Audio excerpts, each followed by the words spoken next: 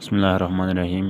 کل ہم نے 9th کی ٹائپ پڑھا تھا، آج ہم پڑھیں گے کہ پروناؤن کیا ہوتے ہیں، پروناؤن کو اردو میں سمجھیں گے کہ پروناؤن کسے کہتے ہیں۔ پروناؤن کو اردو میں ضمیر کہتے ہیں۔ Pronoun is a word that is used instead of a noun.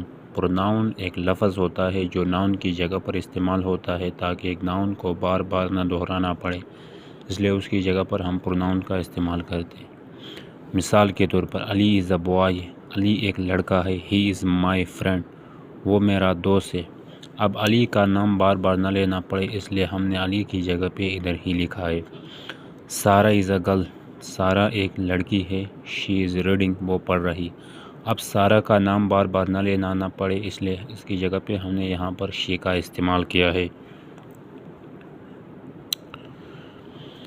The book is new, کتاب نئی ہے۔ اٹ از انٹرسٹنگ، کتاب نئی ہے، یہ دلچسپ ہے۔ اب کتاب بار بار دا بک is interesting, the book is new, بار بار کتاب کا نام لینا نہ پڑے اس لیے ہم نے کتاب کی جگہ پہ ادھر اٹ کا استعمال کیا ہے جو کہ ایک پروناؤن ہے۔ Ali and Ahmed are friends, they play cricket, Ali اور احمد دوست ہیں، وہ کرکٹ کھیل رہے۔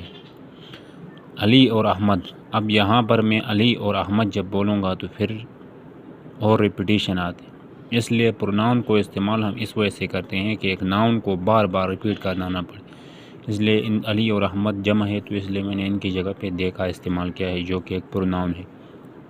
آئی ایم اے اسٹوڈنٹ، میں ایک اسٹوڈنٹ ہوں۔ We are happy, you are my friend, یہ سارے پروناؤن